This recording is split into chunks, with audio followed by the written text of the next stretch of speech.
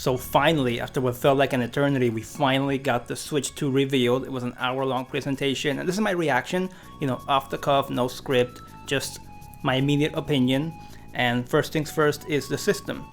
It really does seem like a powerful enough system. It feels like a real upgrade to what Nintendo Switch 1 was. Obviously, it's not a PS5, it's not an Xbox Series X, it's not whatever fancy PC you have in your house. It's very much a handheld hybrid, but it seems like a good upgrade.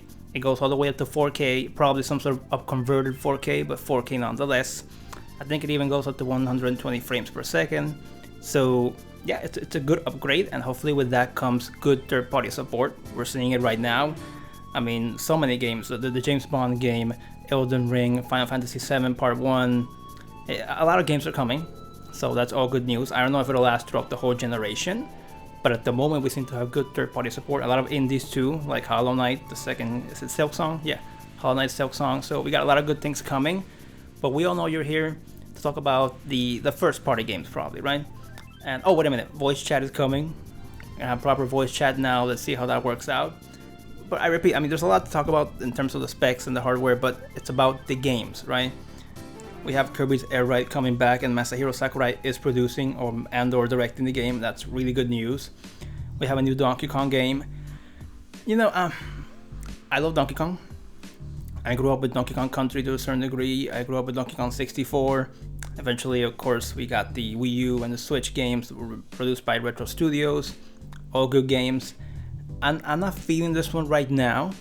I mean, I'm not a big fan of the new design. I mean, it comes from somewhere. It's like very old school designs, and obviously it's also inspired by the movie, by the Seth Rogen voiced version.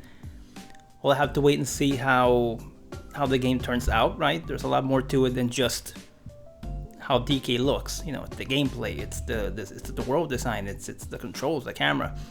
But I'm optimistic about the game, but I'm not super sold on it just yet. But it looks good. Kirby looks good. Hyrule Warriors looks good. I was kind of hoping that the next Hyrule Warriors game would be would be post the events of Tears of the Kingdom, so after the events of the game, so they could continue the story. Because I'm not sure. I imagine the next Zelda, the next mainline Zelda game, will be something new. A new Link, a new Zelda, maybe a new Ganon, or maybe even a new Vale and a new Hyrule.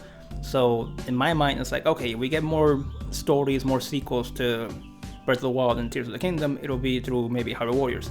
This is a prequel, right? This is the Imprisonment War. It's a good idea, and I'm looking forward to it, but I kind of wish they had gone a different route, but whatever, I'm nitpicking. It looks good, but we all know the big one is Mario Kart. They say it's going to cost $80. A lot of games will be anywhere between 70 and even 90 supposedly. I think in the UK, it might be physically 90, but 80 digitally. Doesn't seem to be the case in the West, or rather, in the US. We'll have to wait and see, but the game looks good. It's a little bit more, it's semi-open world. It kind of reminds me of, do you remember SSX? There was a game on PS, like the third one on PS2, and I think even the one on PS3 went a little bit more open. It's like one gigantic mountain instead of being like just stages.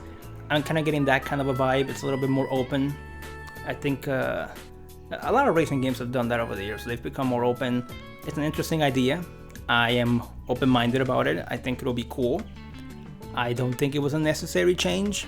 I just kind of wish they had just gone into the whole Nintendo Kart thing, like more Zelda, more Animal Crossing, Kirby for the first time in Mario Kart, things like that. I think that might happen with the DLC, but I'm optimistic about the game. I think it looks good. I think it could use a little bit more color. It looks like they desaturated the game a little bit. Reminds me a little bit of Mario Kart Wii, which was less colorful than the previous one, than Double Dash. But it looks good. Like I am looking forward to the game. It's definitely their killer app, at least for the first year, at least for the first few months. I have to wait and see what happens during the holiday season. If there's a new 3D Mario or something, I don't know. But it's a big game, and I'm very much looking forward to it. I have a lot of worries about the Switch 2. I think at $450, there's a lot of people who just can't afford it. I'm not gonna buy it at launch. I can. I'm broke. There's a lot of kids who will want the device, but their parents are gonna be like, hey, this is $450, and that doesn't even include tax, the games you wanna buy, maybe the Pro Controller. It's like it adds up.